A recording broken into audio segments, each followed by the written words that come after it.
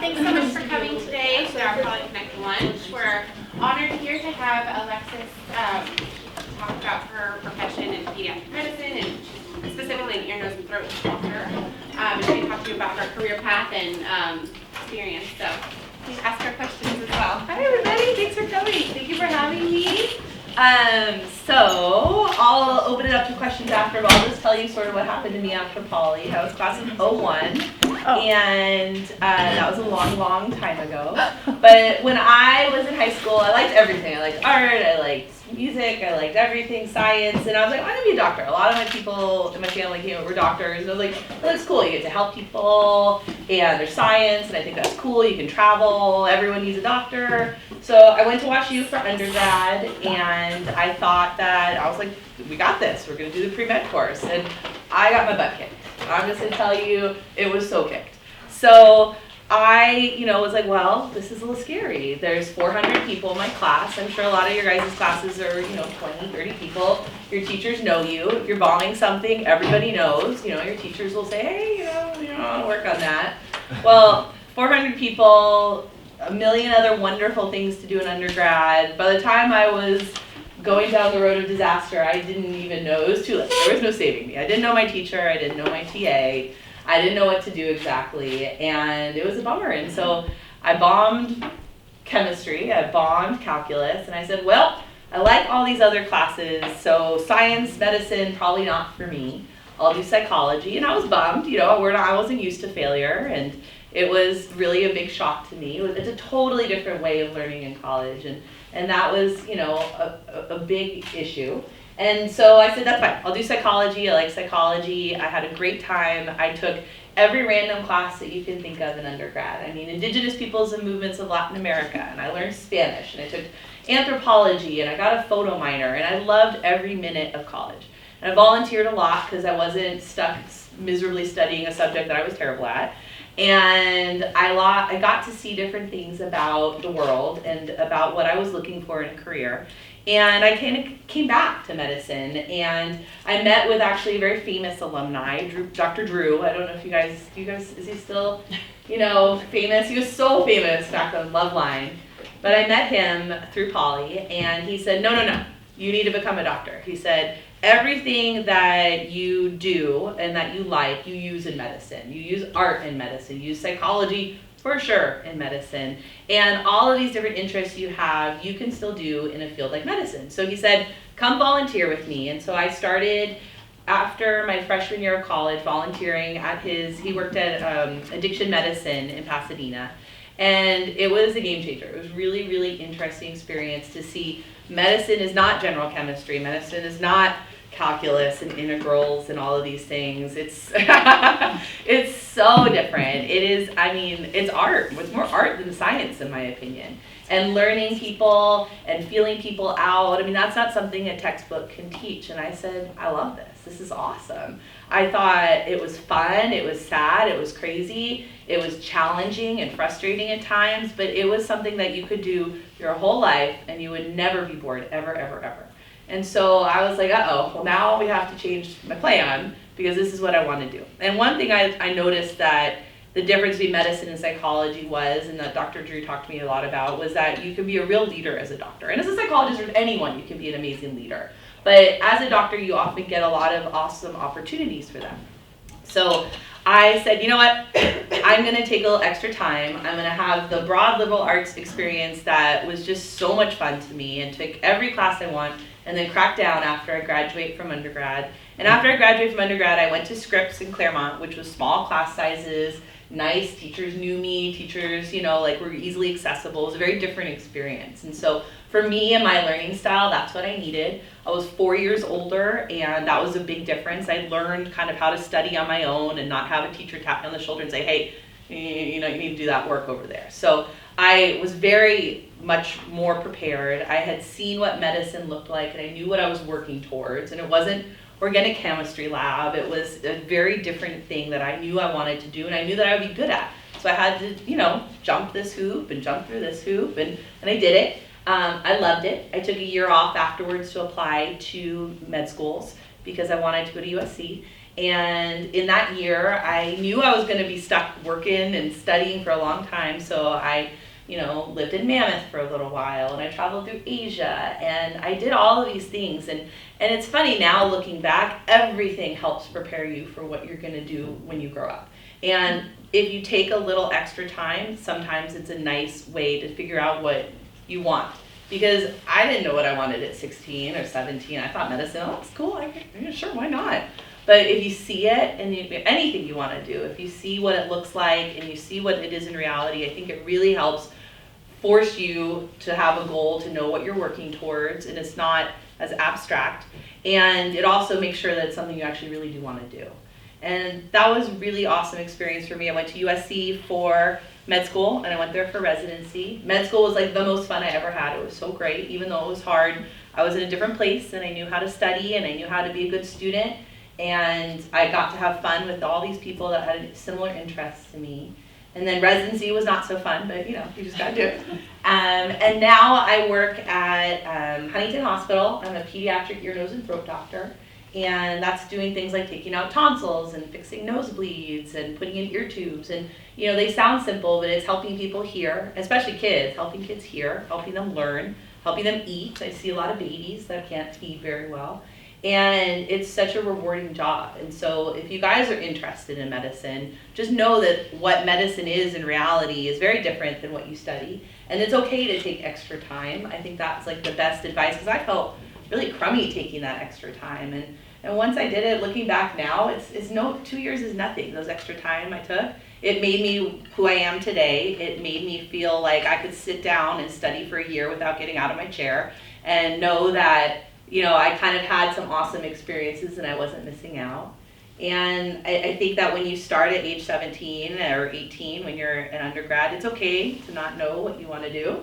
And it's okay to take time to figure it out, despite the fact that everyone's going to ask you which major, what are you going to do, what are you going to do? What's your grad school thesis? It's like, I'm just a freshman, guys.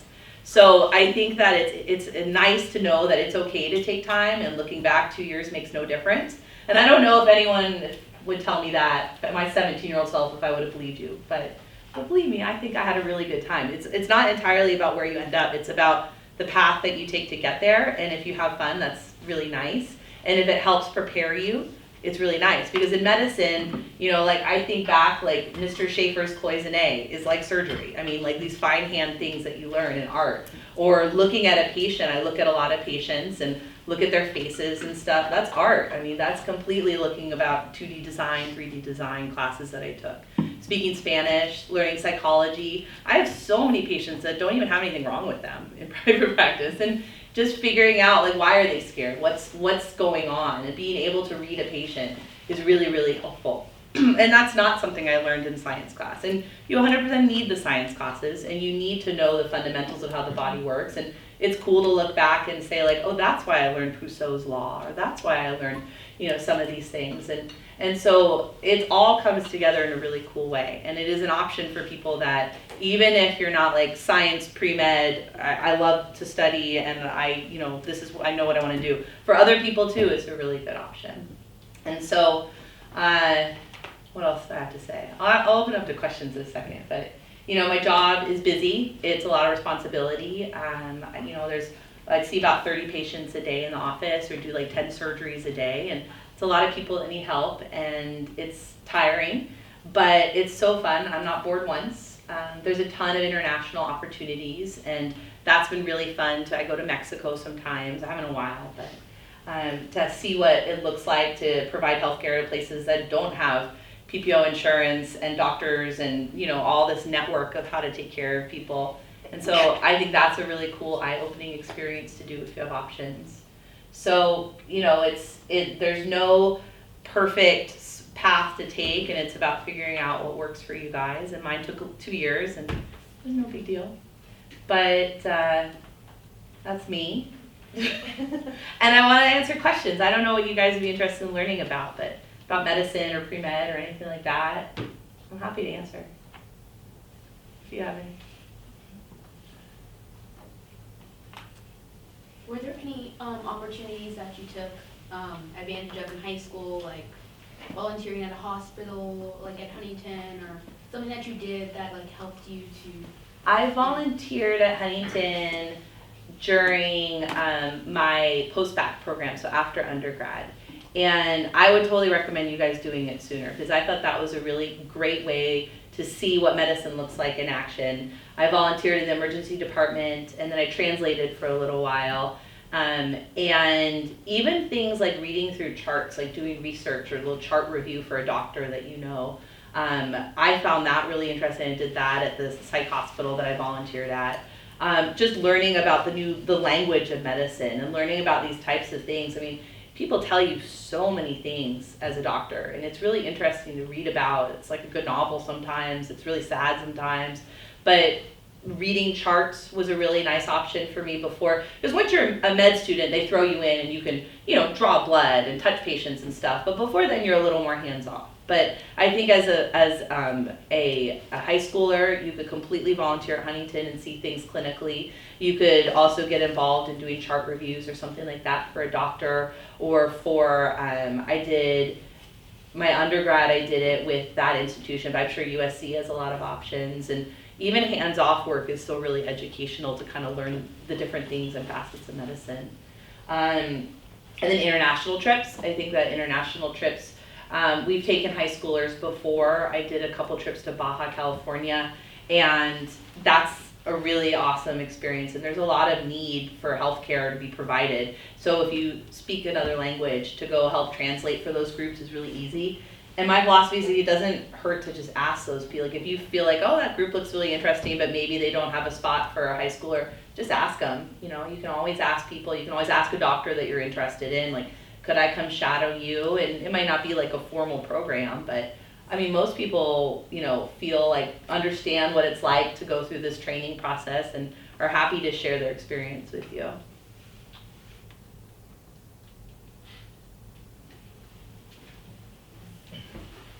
What else do I have? Yes. Why did you decide to go into pediatrics versus like general? ENT? Yeah. I really like kids. I think that I really like psychology, and so when you have a kid, it's not just like a little baby sitting in your exam chair. There's parents in the room, sometimes there's grandparents in the room, sometimes there's a nanny, and so you deal with a lot more family dynamics, and you also never get mad at kids. I mean, even when kids are jerks, you're like, well, they're just being a kid. But when adults are like smoking and drinking, I see a lot of head and neck cancer problems like that, you're like, you're being a jerk, like you need to not do that. So it's a lot more, I have a lot more sympathy for kids, and they're also really cute. And then a lot of the kid issues I think are really interesting, like snoring, and I don't know if you guys knew this, but like if you get a really bad night's sleep by snoring and that goes on for a long, long time, that actually affects your grades. It affects your health. And so these things that some people like joke about, like, oh, my kid snores, like actually that really needs to be fixed. And so I like stuff like that. I like educating people about it, and parents are like, oh, I never knew. I just thought I have a lot of kids have fluid behind their ears and they can't hear very well. And the parents are like, oh, I just thought they weren't paying attention to me. And you're like, no, and then you fix the problem and the kids suddenly, their language takes off and they learn all these new words and they love school because they can hear better. And so things like that are really rewarding, and I found it more rewarding in kids. I still see adults, and I like some adults. How would you fix something like the snoring in a child? So most of the time you have to take out tonsils and adenoids. Has anyone had that done? You guys are lucky. You haven't met me. And that's a really sore throat for kids and a really scary experience for parents because it's surgery. It's often kids' first surgery. And so it's really rewarding to walk them through that experience. And then afterwards you get to tell the kids, like, hey, you get to eat and drink whatever you want, so tell your parents your list of ice creams and lay on the couch and watch TV and they'll take care of you. And sometimes parents are like, hey, whoa.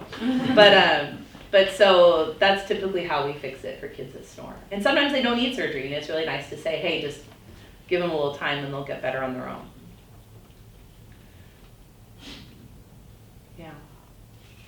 What are like some of the biggest challenges you see in your like day to day? Well, medicine's not perfect, and it's going through some scary transitions right now. And you'll always, if you decide to go that route, you'll have a great job. But right now we're sort of deciding what to do with insurance companies, and do we want socialized healthcare? Do we want to stay with insurance companies? And when I say we, I mean I have no choice in the matter, but all voters do. But so it's a little scary to see that and to try to fight with insurance companies. Sometimes they don't want to give surgery. They're like, no, I don't think your child needs it. And you're like, what? I really think this kid needs it. So you have to learn to be a tough negotiator, and you have to learn to very eloquently express what you think needs to be done, and be a real advocate for your patients.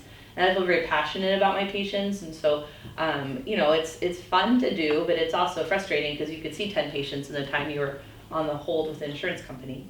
And so you have a lot of staff members to help you with that, but that experience is a challenge in medicine right now that I don't know what direction it's going to go. And luckily I love the job, so regardless of what it's going to be like, I'll be happy. And then challenges of, sick kids, real sick kids. It's a little scary that they're turning to you for help, and you're like, wait a second, I've only been out of training for a couple years. Is there someone else that could do this job better? And you look around and there's like, no, actually you're on your own here.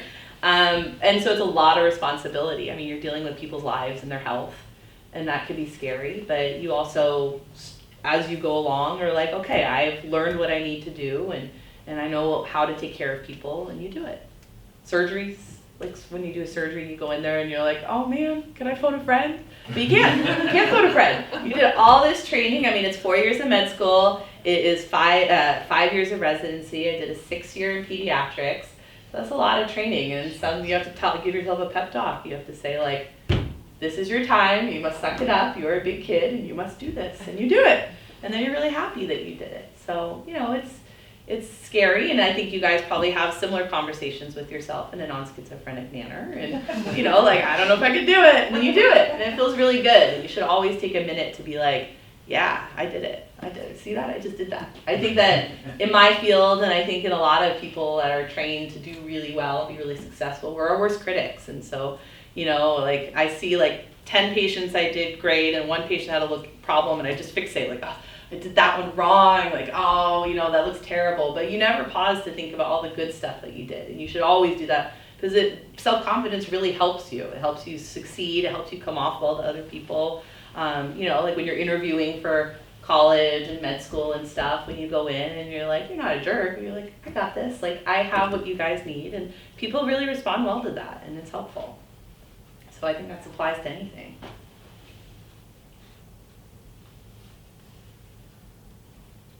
What else? We're moving to a bigger office. If you guys are interested in shadowing a doctor, that is an option in 3 months. I think that Huntington is a really good spot for high school volunteers. And then when it came to picking colleges, I picked a place that had a really strong pre-med program. And I'm going through a lot of competition. And I think if you're not sure exactly what you want, you don't have to do that. You can pick a college that makes you happy. And I don't think you have to feel bad about taking all these random classes. And everything I took, I use nowadays in very indirect ways. But all the people you meet, everything you take, it's really helpful. So when you pick a school, you don't have to be like, wow, I have to pick a college that's really strong in my major, and then I have to follow it exactly and do the pre-med course. It's not necessary. You're going to get there eventually. If you take an extra year, no big deal. Maybe your parents don't like me saying that. What's tuition? Do you think about other areas of medicine too? Or did you kind of just fall in love, like you talked about loving working with kids? Do you think about other, I guess kind of along the lines of your question? I actually was that person that loved everything. Mm-hmm. So I was I did a lot of international trips. I was I'm going to become a tropical medicine infectious disease doctor, and I'm going to live in Africa, and it's going to be amazing. And so I did a lot of volunteer work, and I was this is amazing. And then I decided, basically in reality, oftentimes they just give people antibiotics, and it's not as exciting as it looks. And I wanted to stay near my family, and so I wasn't going to go live in the bush in Africa. So that was that. And then I loved OB-GYN and bringing babies into the world. I mean, that was amazing. I loved everything I did. And ENT was a nice field because it's a little bit of everything. You do some surgery, so 1 day a week I do surgeries, and you do some clinic. So you can fix a lot of things without knocking people out and making them undergo surgery. There's a lot of healthy patients that come in, and you do a ton of things. And so that was really nice for me because it was really broad. And so I trained longer because it was such a big, broad field, and surgery fields tend to be longer, but I love it. I mean, I loved working with my hands ever since I was taking art classes here at Poly. And so, to be able to work with your hands in your job is really cool. So everything I liked, but this felt like it included all the things I liked about it. Do you guys have any other questions? Well, good luck, you guys. Thank you. You don't have to pick anything. But if you ever